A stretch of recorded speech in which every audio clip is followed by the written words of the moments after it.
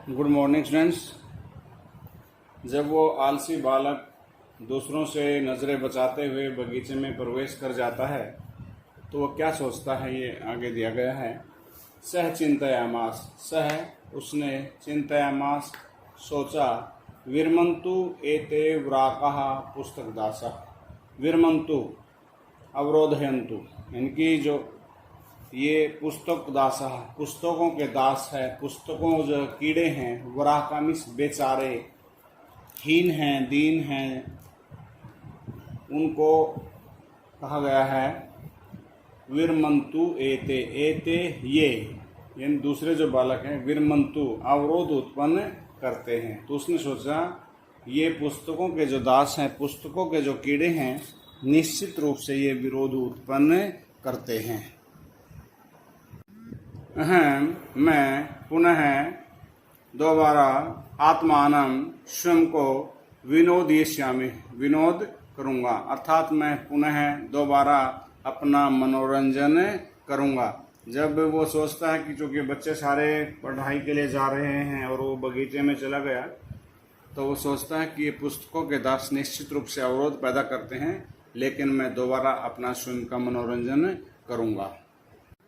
ननु भूयो द्रक्ष्यामि क्रुद्धस्य उपाध्यायस्य मुखम, बच्चा सोचता है ननु निश्चय ही, भूय है दोबारा, द्रक्ष्यामि देखूंगा, क्रुद्धस्य उपाध्यायस्य क्रोधित उपाध्याय का यानी शिक्षक का मुख, क्योंकि वो विद्यालय नहीं जा रहा, इससे शिक्षक क्रोधित होंगे और जब भी कभी वो विद्यालय जाएगा तो निश्चित रूप से क्रोधित अध्यापक का, गुरु का मुख देखेगा। बेटा मैं एक बात बता दूं, आपको कहना चाहता हूं, आप पढ़ेंगे, लिखेंगे, अच्छी नौकरी करेंगे, जीवन में कुछ बनेंगे, वो आपके ही काम आएगा।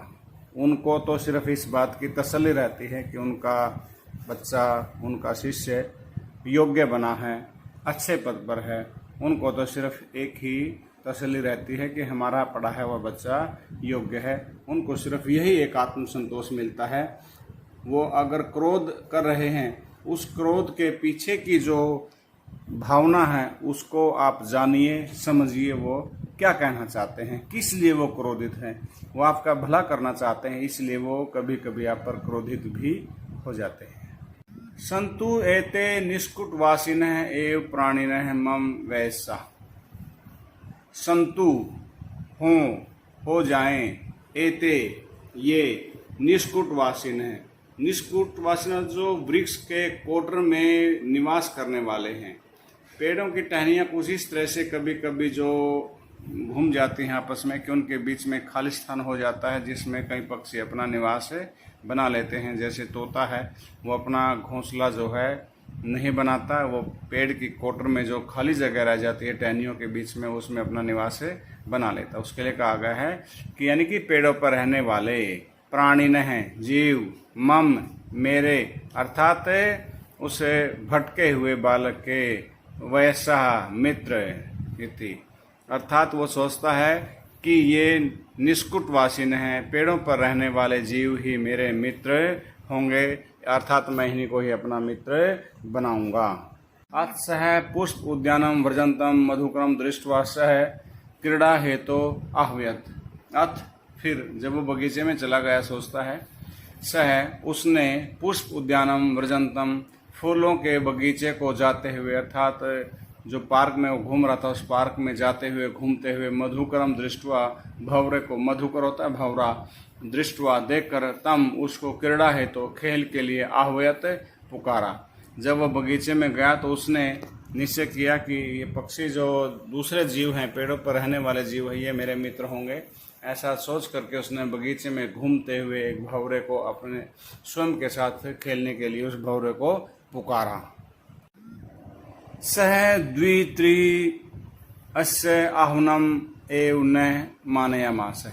सह ये भंवरे के लिए है कि भंवरे ने द्वित्री दो बार, 3 बार, आह्वान अस्य इसके, भंवरे के, आह्वानम कथन को, एव ही, माँ ने, मानयामास अमनत, उसने 2-3 बार पुकारे जाने पर उस भंवरे ने उसको नहीं माना, अर्थात उसको अनसुना कर दिया।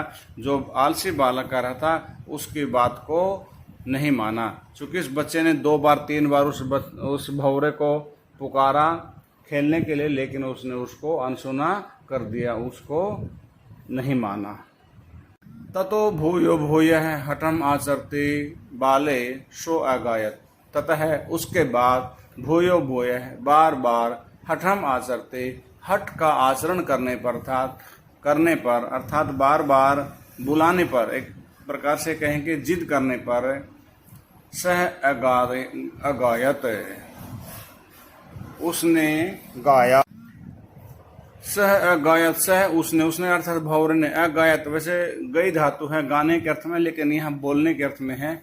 अर्थात उस भंवरे ने कहा कि जब आलसी बालक ने आलसी ने भंवरे को बार बार खेलने के लिए कहा, तो उस भंवरे ने कहा वयम ही मधु संग्रह व्यग्रह इति। वयम हम सभी ही निश्चय ही मधु संग्रह व्यग्रह, मधु शहद या फूलों का जो रस संग्रह एकत्रित करने में व्यग्रह व्यस्त हैं।